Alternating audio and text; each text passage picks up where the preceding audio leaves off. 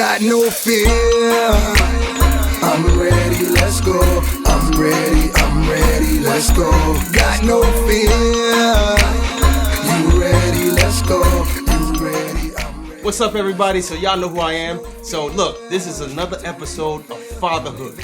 Fatherhood, this is episode number 5, and I'm so excited and elated to have my special featured guest on this episode, Brother Kenny Wilkins. What's up, brother? What's happening, brother? My man, and before we start, I just want to give a shout out to a couple sponsors. Kairos TV, sponsoring me to put these episodes on air. Much appreciation. And Timeless Sounds, you know who you are. And so let's get right into this, brother. Yes, sir. So we've been talking about fatherhood. I'm just gonna do a quick recap. We kind of scratched the surface on episode 1 about just foundation, about a father. Episode 2, we kind of dove in about the results of fatherlessness. Episode 3, we kind of talked about, blended families and how that kind of corresponds. Episode 4, which is coming out, right. we had like a little panel and we kind of got a deep dive into the lives of the panelists about fathers and how they impacted their lives. So I think I want to start this episode by asking you the question, what is a father to you? Okay. First of all, thank you for having me on your show. Oh, no problem. Certainly things that I think we should have a conversation for in any area of your life, whether you are not a churchgoer, whether you are a churchgoer. It's just important that we, as fathers, take our rightful place in the world. As globally, we should be individuals that stand for the right thing. Right. So thank you for having me. No problem. I was the only son out of 4. Well, no, out of 4 kids. Yeah. My father was in and out of the house, so I was not necessarily affected. Well, I was affected by not having a father in my house 24 hours a day, 7 days a week. Right. All right. So my father, although was a great man, I got my gift from him of music from him. But as far as how to take care of kids, how to take care of your wife, how to take care of your household, I didn't get that from my father.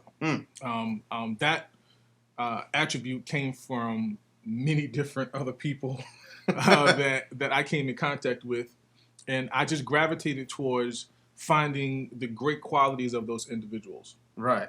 And I followed that. It was great people that I saw. Had some uncles. I've had some spiritual people like pastors that was in my life that really had a hand in making me grow up and mature to be a father. Other than the Spirit of the Lord really, really arrested my heart. I did not want to be like my father. Wow. But because the reason why I didn't want to be like my father was because my father chose the wrong things to do. Right. So if I would have followed that path, which I did for a season, I would have more than 3 children. Would you say, let me just pause you right there. So would you say, being that your father, he impacted your life in more of a negative type of way, and you kind of followed that, like you said, for a little while, and then you talked about other male role models kind of stepping in and helping you along the way. Would you say that without the impact of those other guys, or even females, that you would have turned out just like you saying about your father? Well, there's 2 aspects of that, and I think both could be true. You could look at the negative attribute of an individual and say, either I want to be like that, or I don't. Good day. I chose it for a season, and then I said I don't want to be like that. What made you decide not to want to be like that? I grew up. I understood that I am a direct connection to my children. I am a very, very, very, very, very important part of my children's life. If I would have chosen to do the wrong thing, God knows what would have happened. Was this before you had kids that you came to this, or after? No, this was kind of during my first daughter's birth. I was kind of still on the edge. I had an encounter with the Holy Spirit, and after then, I still did some wrong things. But my third time around, I was married to my wife. We were married for a year. I got saved or rededicated my life back to Christ maybe around the 2000, 2001 area. Right. And then things completely changed. Let me pause you right there. Yes, sir. So I hear a lot of spirituality kind of in your upbringing. Was that a result of your mother taking you, or how did you get involved in the church? I've been in the church forever. I'm 43 years old. I've been in church every day of my life. And you did say your father was a musician. My father was a musician. He grew up in the church. My grandmother, which was my father's mother, she grew up in the church. They got saved in their 20s. Gotcha. And so church did have an effect on my whole family. Okay. He just chose to do other things. And kind of run the street a little bit, dabble in drugs, and so on and so forth. So I didn't grow up, during those times in the 80s. I mean, 80s baby. That's when I'm actually a 70s baby. Okay. But I kind of, grew up in the 80s. So a lot of the 80s issues that we struggled with in our communities, drugs, crack, fatherlessness. Yeah. Mothers struggling, working 2 jobs, trying to take care of 4 kids. Welfare, trying to, it was a bunch of different things during that time. Right. And we were still in the church. Still in the church. The church is kind of like that foundational place where people gather. Oh, man. And then, especially back during, like the 60s and 70s, Martin Luther King and everything, the church played a really big role. Absolutely. How would you compare that time? I'm talking about the church now. That time of people gathering to the church, and that was the place where people can find hope and things like that, with the struggle that probably goes on in different ways today. But how would you compare that time with church to now with church? I think that time the church didn't have a lot. Right. The church, they did a lot with a little. They did a lot with a little. I think as time progressed, as the church kind of got a little more progressive, and we saw certain things. The world introduced us to some more things. Some of us got smart. We started reading and looking up different things. I think it got a lot different than the way it used to be. The church, years ago, I remember getting on the bus with all of my family. I mean, talking uncles, aunts, sisters, everybody getting on the van, going to church. That structure, that togetherness that we used to have during those seasons or during that time, it's not that like that anymore. Why do you think that is? I wish I could really pinpoint exactly what it is, but I just don't. I wish I knew. I can speculate on just everybody got a lot of things to do. Yeah. Everybody got a lot of responsibilities. Even folk really trying to cover up what they did, and they're just trying to hold on to it so nobody won't figure out. It could be a bunch of different things. But as I transitioned to, this 21st century church, it was certainly different. What we used to do, we used to praise God. And I think a lot of us weren't really looking for more information other than what the preacher was giving to us. And as we transition to the 21st century, a lot has changed. So many perspectives has changed. So many things have changed. Has God changed? I don't think so. But it has me to question whether or not the Spirit of God was any different than the way he was back then, the way he is now. I don't think so. Perhaps the information that we got then was a perspective that somebody gave them. Maybe fitting for that time, maybe? It had to be fitting for that time. I don't think we had a lot. We didn't have a lot. A lot of us now are doing very well. I'm doing a lot better than, coming up when my parents or my grandparents did. I'm sure you can say the same thing. We just have a lot. We yearn for more. We're just not accepting what somebody tells us. Wow. We are individuals that are looking and trying to find something better. We're not accepting the status quo. I said the same thing or similar to like this generation compared to yesteryear's generation. And it's kind of like that same sentiment. Like back then, like your parents would tell you, hey, you don't do this and you don't do that. And you dare not ask why. No. They just said don't do it because maybe the Bible said or maybe because I said so. And the truth might have been they really don't know. Right. But now, like you saying, in today's generation, like I know my son, he asks why for everything. The why generation, why? And if you don't have an answer, it's kind of like, well, you don't know, so I'm going to, this is an experimental generation, exactly. I call it. But so let's segue a little bit. So I know you said about the father Mm-hmm. that a father is very important. Mm-hmm. And even though you learn things not to do Mm-hmm. from your father, Mm-hmm. now being a father yourself, Mm-hmm. how do you express that fatherhood Mm-hmm. to your family in covering Mm-hmm. and things like that? How do you? I'm there. Ooh, okay. I'm very accessible. I'm always hands on. So they see me giving affection to my wife. They see me giving them allowance. They understand, the value of $1. They understand that, or we're working on it. Let's just say, because some of them just say, "Oh, Daddy got me," and that's it. But they see me. I'm accessible. I provide for them. They're not going to work over me. They're not going to just walk over me. I'm a huge stern disciplinarian. So that's kind of like a style of yours. That's a style of mine that I can't get away from, because I think once children know that they can walk over you, they will. They will. And we have fun. I mean, I take my family out every week. We go bowling. I like bowling. They bowl. We go somewhere. We go on vacation. We go here. We go there. I think being a part of that kind of, if not make the family structure, definitely enhances it. It is definitely a vital part that fathers have to be there. They have to be there. They have to be there. So I help my son with his homework. I help my daughter with everything, that I can understand, or I can help them work it out. Yeah. Because let's just be honest. Some children, like these days, no disrespect, the element of common sense, they just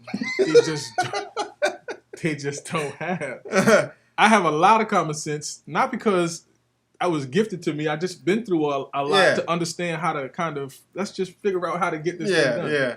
I told my daughters the other day, so y'all got the power of a computer. Y'all can Google everything. We have encyclopedias. We just had that same. Hey, look, me and my brother. So we had a conversation about that in the last episode, and he brought to light, which is, he's like, hey, back then we didn't have a lot of computers. No computers. Yeah, we didn't have computers like that. And he said maybe the military, but we didn't have it. And he said, I remember when I got my first cell phone, which that's when I got my first, when I joined the military. Then he said this. He said, but we definitely had the encyclopedia. We had it from A to Z. A to Z. A to Z. It didn't matter. I remember the encyclopedia man used to come to the house and knock on the door and say, you want my encyclopedia. You have to put them joints on like a layaway plan. So if you pay a certain amount, you get A through something, and so on and so forth.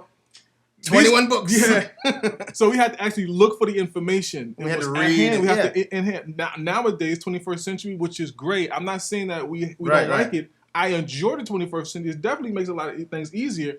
But why kids don't know what we knew with encyclopedias baffles me. I'm like, y'all got Google. Y'all can Google that and figure out how to make this, how to Google YouTube. Any subject, any president, any individual you want to know specific information for, go to the computer. It's all there. It's all there. It's all there for the taking. And I would say this too, because my son, he does kind of like the same thing.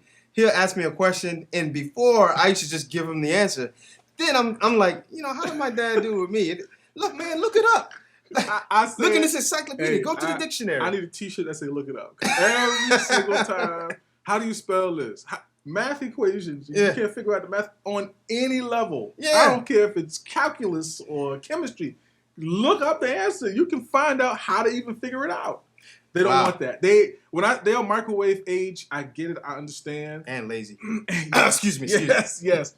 But as fathers, I think we kind of, and I think mothers play a whole part of it. Yeah. When you talk about mothers, you talk about fathers. Yeah. But fathers kind of, if they're there could definitely be a vital part into keeping a level of strength in the family that it needs. If a father isn't there, to some degree, there are going to be some cracks. Not to say there won't be if they are there, because I think every family has their issues. Yeah. But having that extra added ingredient, that father, makes a huge difference. And I would add to that, or at least introduce a thought, because I know like today's time, and probably over time, you could see the diminish of the father. Yeah. And then the mother had to kind of become that matriarch. I'm a product of it. Yeah, type absolutely. figure. And today, you have things like Mother's Day, highly regarded and celebrated, which it should be. And then Father's Day is kind of like, Oh yeah, Yeah. breeze over. You know, the mom's gonna be the matriarch of the Yeah. family, and I mean that's another discussion for another day. But you as a father, we know a father to be a covering, a father to be that strength, that foundation. How do you cover your family when it comes to different areas? Yeah, that is a very, very touchy subject to me. Covering your family as a father is very important. It's like you're the lion, and nothing and anything can come into that pack to try to mess up, that what you're protecting. You have to be that individual when it comes to spirituality. When it comes to, you have to be the strong man in your house. You have to be the person that sets the alarm at night before everybody goes to bed. Make sure everybody comes into the house. Make sure if you hear a noise and your wife's like, honey, there's something like that, you get up. You get up. That you don't say, hey, well, let's get up together. No, you have to be that. Covering your family is very important. Spiritually is important. You have to make certain that you're loving your children under any circumstance. Whatever decision that your children make that you have advised them strongly against, if they make a decision to do something, you still have to be there. Just because a child makes a decision that's not necessarily the way you would make it, it doesn't give you the right as a parent to just disregard them like nothing. Right. I'm guilty of that sometimes myself. It's difficult to do because I think sometimes we want to go against what we even feel ourselves. Yeah. It's difficult. It's difficult. It's really difficult when you see a kid either making or about to make a decision that like, hey, this ain't the right one. It's hard. It's hard. But I heard, I just want to throw this statement in there as a person that said, hey, look, man, I know it's difficult, especially when you get with teenagers and stuff. They feel like they start to, they want to do their own thing.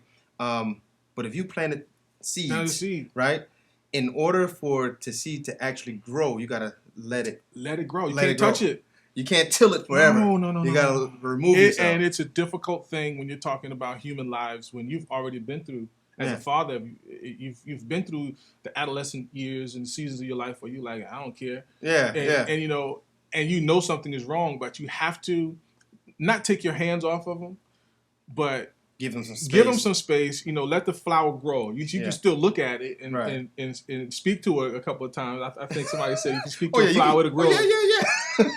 Whatever. But so you can speak to them and say, hey man, I might be in that might be a good situation. And it could be difficult some years later. Right. But you can't be a father that say, I told you so.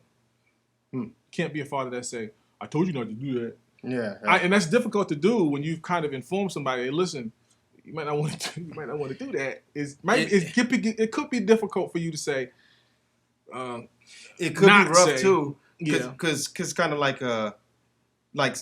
with my son, I tell him like this: hey, look, I know that you're going to make mistakes. I already know this, so I'm going to give you some room to make this mistake. However, it is my hope that you make the mistake in the house. Yeah. Fall in the house. That way. Yeah, don't fall outside. The fall is not as hard. It's a cushion. Yeah. I'll help. We can both discover where you went wrong, maybe with a decision, and help guide you back up. It's a soft landing. You got it back up. Then out the house. Imagine how it would be if your child would make a bad decision and you not be there with them.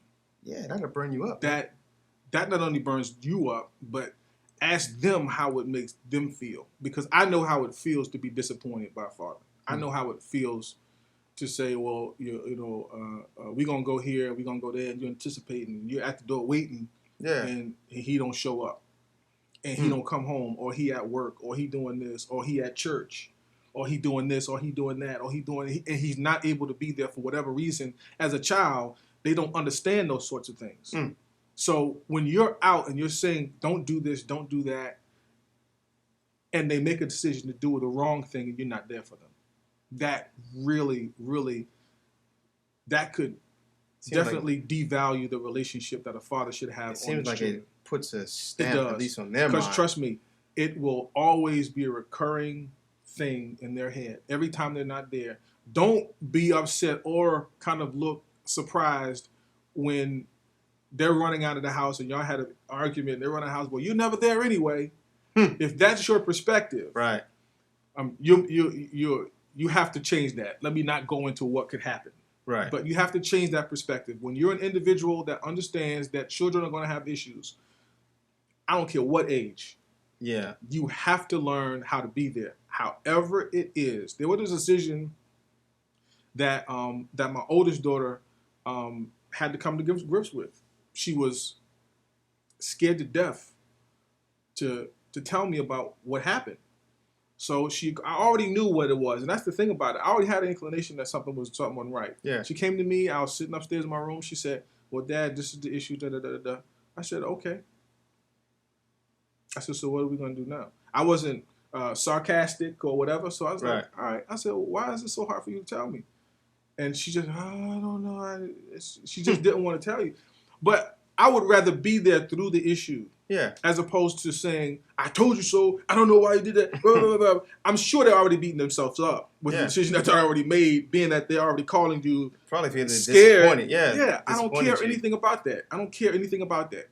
It was my point into making certain that I was there throughout the whole thing. Even, I couldn't even touch the situation. Right. I can at least, as a father, be there and say, whatever you need, within my power that I can help with, we'll do it.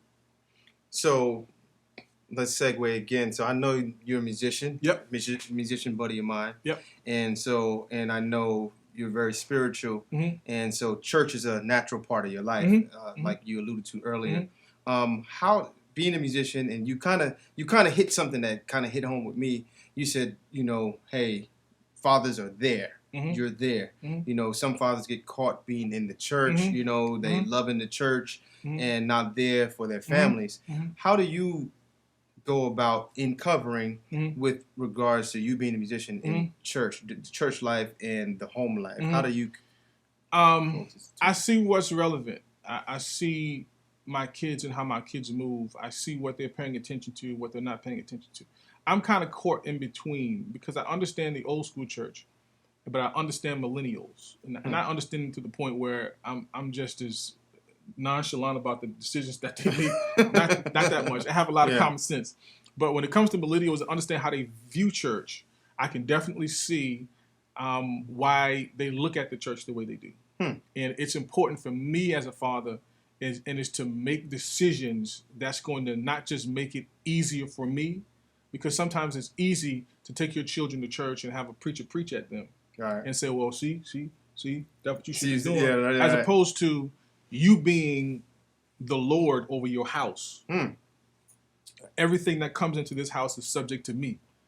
And I first have to have myself in a better relationship with God and the right decision. I have to be as best as I can, understanding that I make mistakes too, but I have to be Lord over my house.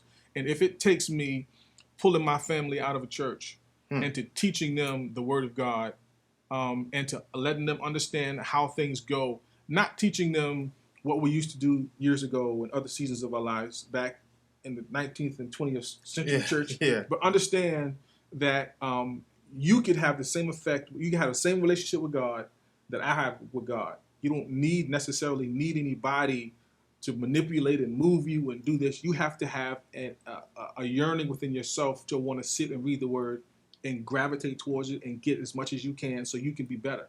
So it's my decision as a father. I can teach my children. Right. I can teach them. My wife and I can really go through the word, teach them the word. I'm not ignorant of it. We don't necessarily need it. That's not everybody's decision to make. Yeah. But it's my responsibility. So let me ask you this question. Mm-hmm. How do you view the church as an institution? How do you view that? Like as far as like, what is the church? That's a loaded question for me.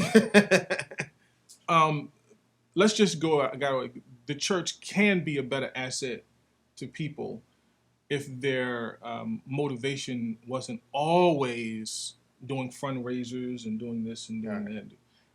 The church should be a voice in the community. Should be.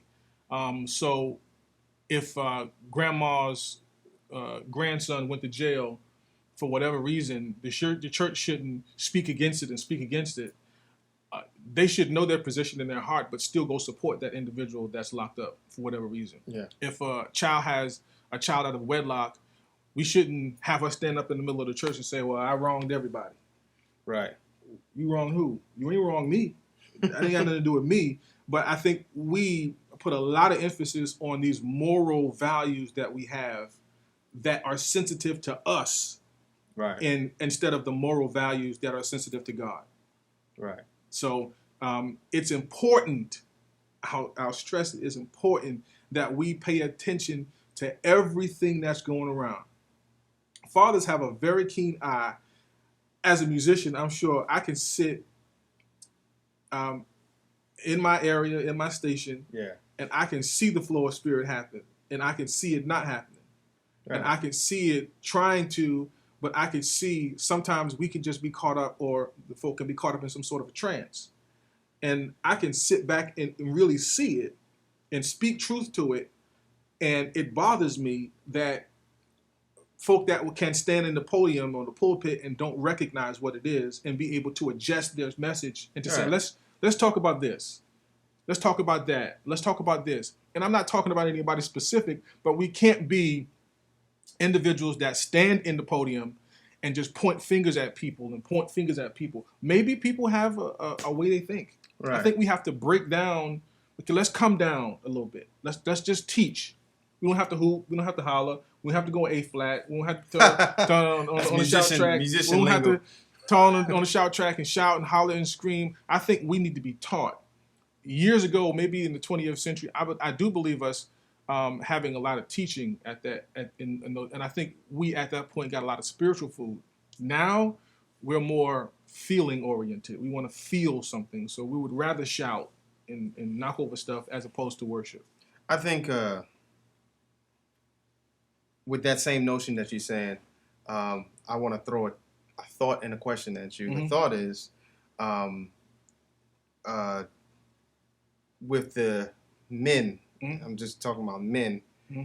being that men are not as feely or emotional, mm-hmm. as women, mm-hmm. when you incorporate an institution like the church, whatever, all the feeling aspects, I think men, we want to learn something mm-hmm. while we're there, and maybe less of the emotional mm-hmm. Mm-hmm. Stuff. Nothing against that. I'm just mm-hmm. saying, absolutely, for men. So if you could find a church that kind of incorporates maybe a good balance of that, I think, because I think there's not a lot of men in the church to get it. The question is the church, like you said, you read the Bible yourself mm-hmm. outside of church, mm-hmm. and you kind of teach your family, or y'all have Bible mm-hmm. time together. Mm-hmm. Do you believe, and it's probably might be a loaded question, that mm-mm. most men, mm-hmm. Going to church, should they take more of a personal approach to the Bible instead of, like you say, you go to church, you listen to what they say, and that's it. You run with that. And as a man, or as a father yourself, how important is it for you to read the Bible yourself and mm-hmm. to kind of, and if you have questions, then maybe get with somebody that's more exactly in that. It's important. I think it is the relationship that you should have personally with God should be the same relationship that you have with your families. Similarly, it should be something that not only should you have a relationship with God, but you should also have that way of communicating that with your family. It is important that you pray. It is important that you seek God. It is important. So I'm never ever going to go away from or get away from the relationship that you should have with God through and by Jesus Christ. That is something that is very important. Personal too. It should be something that we hold personal. What happens sometimes, I believe, is we don't have that personal relationship and we rely on somebody else to give that to us. Right. And that's where the issues come in. Because that's when manipulation can come in. That's when a lot of things else can come in. But when you have that relationship with God, He's downloading into you, into your spirit, what He has designed specifically for you. Right. And sometimes I think when we don't have that relationship with God, we depend on somebody else's purpose interpretation to be downloaded into our spirit. And sometimes we can run amok, really, and not really hear from God, but hear from somebody else. And I'm not saying that those people don't have a relationship with God themselves. Right. But sometimes God wants to speak to you individually. Yeah. And you have to be in a position to understand what he's saying so you can act accordingly to wherever he's trying to take you. And sometimes it may not be where an individual wants you to go. It may not be. It might be that those individuals, not consciously, but subconsciously, may have some other vision that they want for you. And if you don't have a vision or a purpose or a relationship with God necessarily for yourself, you could be running on somebody else's vision and not understanding what the vision God has for you in particular. And you can find yourself running into a brick wall following them people as opposed to following God, who's going to take you to your next destination. How important is it for men, to have this vision that you're talking about? 100%. 100%. I moved, my wife and I moved from New Jersey in the middle of an economic crisis, 2008. Wow, we moved here 2008, 2009. We moved here 2009. My wife didn't have a job. I still have my job in New Jersey. And I just knew it was time to go. I just knew it. And I tell my wife this all the time. If we had not moved to South Carolina, we would not be together. At all. I told her. You believe that too, huh? It was just something about that area, that season of my life that I needed to get away from. Right. I had to. If I did not get away from it, I tell this story, as some people call it a testimony, but I tell it all the time. And I remember telling her, I was standing in New Jersey in our house, our home in Jersey. Told her, if I don't get to South Carolina, we're gonna have some major problems. And she must have looked or sensed that my spirit was really reeking of trying to get out of New Jersey. Yeah, we were on the move trying to get it. We packed up a U-Haul or packed up. Our house we were coming into South Carolina, but it just seemed like a lot of things were going on. A lot of things. Yeah. If my relationship with God wasn't connected to God, the 10 years that I've been in South Carolina, 10 blessed years I've been in South Carolina, I wouldn't have received those. I would probably guarantee you that I probably wouldn't have been married. I can probably, but that's because you have a relationship with God. That's because you have not what somebody else is saying, because let the truth be told, anybody in New Jersey will tell you, I don't think you should go. I don't think you should go. I don't think you should go. But again, that's following their perspective for you. Mm-hmm. Because I knew that if I would have stolen in New Jersey, I would have run into that brick wall. Yeah. Because of my relationship with God, I knew I needed to get away from that situation. I needed to get away from that area. And that's what pushed me to my next destination in life here in South Carolina. Wow. And that's very, it takes a strong person to kind of really do that, especially in the face of people. Nah, you shouldn't go. I had the same thing. Like, hey, man, why you going there, man? Because it's nothing that, you see what I'm saying? So I can definitely tell you, from experience, you better have a relationship with God. You better. It's not a choice. Now, I'm not saying that you got to be in church foaming at the mouth trying to get deliverance. I'm not saying any of that. I'm not saying that. When you have on your heart, follow your heart. God did not make you to be an individual, to be a puppet to somebody else. Right. God has specifically designed a plan for your life. As a father, it is important that we have that relationship with God. Don't let nobody tell you you have to follow this, that, or a third. Right. If you have a relationship with God, I mean a sure enough relationship with God, as the old folks would say, in the 20th century church. A show. Have a show enough relationship. When you have that relationship with God, it ain't nobody can tell you nothing. Right.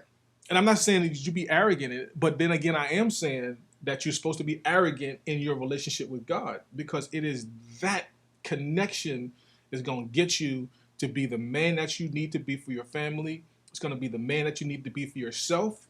And it's going to be the man that you're going to need to be for everybody that's looking at you. Because everybody looks at you. Everybody pays a lot of attention to you. They may not say it, but they do. Right. And once they see you following God and they know, we probably could, we didn't have enough to come to South Carolina.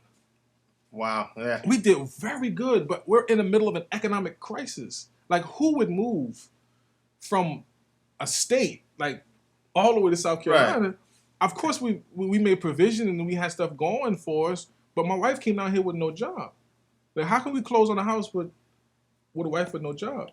Wow. I had a job in New Jersey that I didn't let go because I'm like, well, I just really need to work, take care of my family. So again, these are some choices that you have to make. You can't be a father in your household, a legitimate father in your household, without working and taking care of your house. Oh man, say that one more time. You can't legitimately be a father in your house. You can because you're a male. Yeah. You could be a father, but you can't legitimately call yourself a caretaker and a visionary if you're not going to provide it, if you can't take care of your house. So if my wife didn't have a job, how would I mean, that's common sense to me. Yeah. That's common sense. So whatever you have to do legally, right, to take care of your home. So I don't want to get into you don't want to get into semantics. Legally. Whatever you have to do legally that's not hurting anyone to take care of your family in whatever way, whatever it's spiritually, whether it's economically, whether it's just you being there, you do what you have to do. My oldest daughter graduated in Florida, right? So I had a lot to do here in South Carolina. My wife had a lot to do. I drove all the way to Florida and came back the same day. Wow. And for one, it wasn't even, I just seen her walk across the green, get her high school diploma, gave her a hug, took some pictures, and like, little boo, we got the road, we got the boy. She said, I understand, I'll talk to you later, Dad. No problem, thanks for coming, boom. We back on the road coming back to South Carolina. And imagine the impact that it had on her. It is so very important that we can come up with a bunch of excuses on why we can't do something. Exactly, yeah. But it's important that come up with some to kind of, let's see what we could do to make this happen. Yeah. It's important. Now, I mean, I could have stayed here in South Carolina. I wouldn't have no problem with it. But I got to think of, okay, as a father, okay, turn on your second brain and say, okay, well, what do we need to do to make sure she's good and make sure she's not saying, well, Dad ain't come. It would have been. So decisions that you have to make as a father is sometimes going to be difficult for you. And difficult for other people who may not understand what you're doing. But you still have to move. I'm going to call this episode the church episode. You have to. The church episode. So I got one more question for you. And just back to what you said as far as like with working. I think, well, I don't even think, I know this it's a fact or a truth that men have an innate thing, something inside of them to make them want to work. No matter what it is. I've seen brothers that retire. You retire from your job and then you go get another job to keep going. Because we put our identity somewhat in value in what we do. Yeah. And how much you provide. And when I get actually anxiety if I can't. If you're not working. No. And it's not that a lot's on me. It's just God must have put something inside of us. Yeah. Like he put the womb inside the woman. Yeah. He had to put that working thing inside of us that if we're not doing it, we feel like seed inside of us. We're creative. So we have to. Yeah. We have to. It has to work. Yeah. Exactly. It has to work itself out. It has to work. So if that seed isn't working, I don't think you can necessarily call yourself a provider. Yeah. You have to. God designed you to work. Yeah. Yep. Not just, and it's not a curse either. Not just literally, but physically. He designed us to work. Yeah. Women can work. I don't have a problem with them working. So I'm not a sexist or anything like that. Yeah.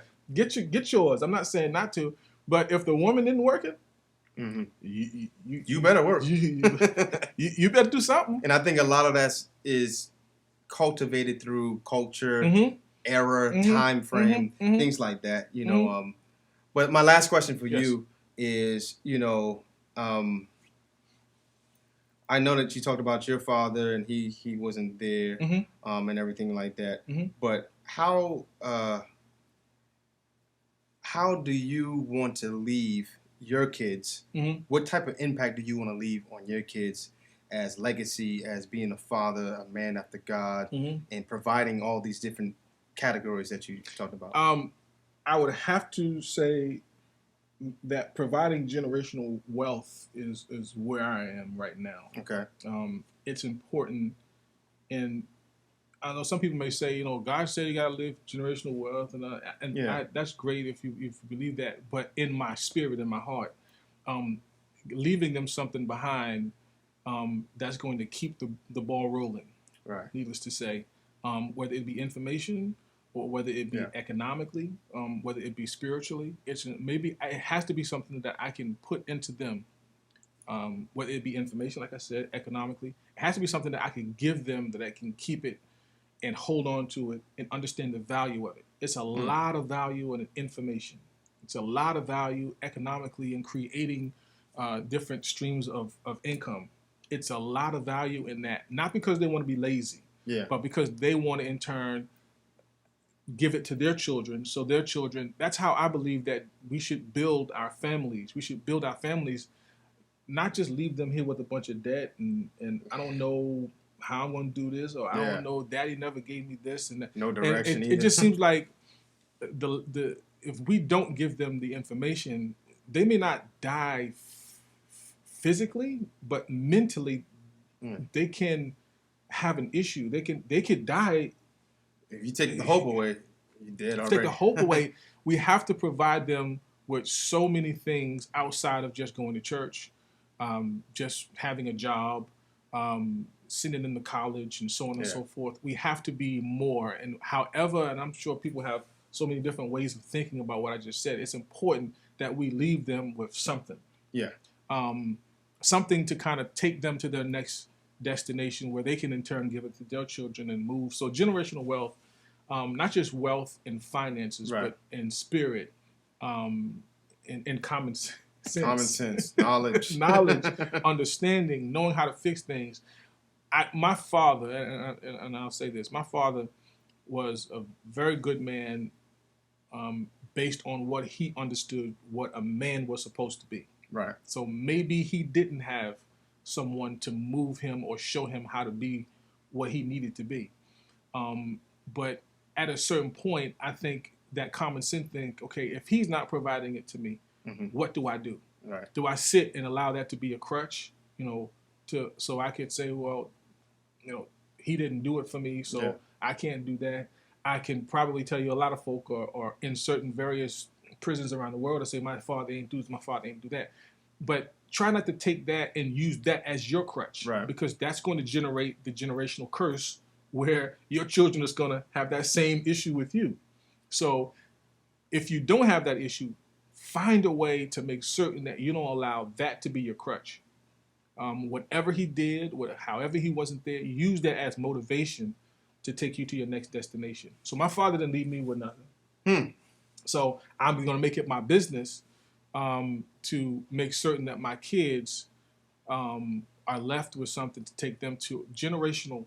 It has to be something that my grandkids have. It has to be something that my son has, my daughters have, so they can move it to their children and so on and so forth. And not just let it stay here, kind of let it branch off. And I think that's how we build a better world. Not to say that the world's going to be perfect, but at least we could be better individuals in our families. Yeah, it's this last question. You just brought a question. Mm-hmm. So I know that your father, everything you said about your father. What's one thing that you would have liked your father to do in your life that he just didn't do? Be there. Be there. That's it. Just I could be sitting on the couch. He could be sitting on the couch. Be there. Just be there. I don't care. I played football when I was in high school. Be there. Wow. Say, hey, I remember my uncle screaming, "Get dirty, Kenny!" I was outside. I didn't like to get dirty, so get dirty, man. He told me to get me dirty. Get me dirty. So I liked him to be out there telling me to get dirty.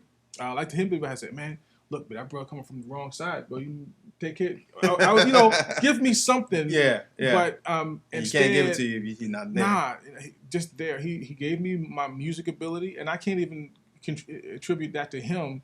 God gave me my musical ability. He just so happened to be a person that was there that had musical ability. God, you do it, yeah. So if something positive I can say about my father, and don't let me think too hard about this, but if anything positive about it, he gave me life. He was the seed that was planted into my mother so I could be here. So if that's the one positive thing, he got you here. He got me here. He got me here. He may have not had the information to take me to my adulthood, adolescence, adulthood. Maybe he didn't have that information for himself to even give to me. And that's fine. Yeah. I'm not holding that against him. Yeah. So I'm letting him rest easy. I'm taking that stress off myself. Yeah. I don't have to live up to that expectation that I have to hold on to those bad vibes or whatever the case. I don't want to do that. I want to make certain that he can rest easy. I know he wasn't there for me. That's not my bag to carry. My bag to carry is what I'm giving to my kids so they can carry it on to their next Well, destination. I think through it all, your life turned out and still turning out great. To God be the glory. To God be the glory. So we're going to wrap this up right here. Yeah. This episode, I'm just deeming the church episode of Fatherhood. And I know that you guys are getting a lot of pertinent information from this. And look, if you want to be a part of Fatherhood, the email's right here on the screen. Just email me. Let me know. And this has been season 5 or episode number 5. And so I appreciate you, bro. Thanks for having me. For being a part of this joint. And so look, next time we just need more fathers in every aspect, every category, everything you can think of in the world. Got no fear. Physically, I can't see nothing, but I got 20/20 when it comes to my spirit. Enemy talking, but I ain't never trying to hear him. Trying to scare me, but I ain't never gonna fear him. You don't wanna get kidnapped. Setting up a big trap, better tell him back.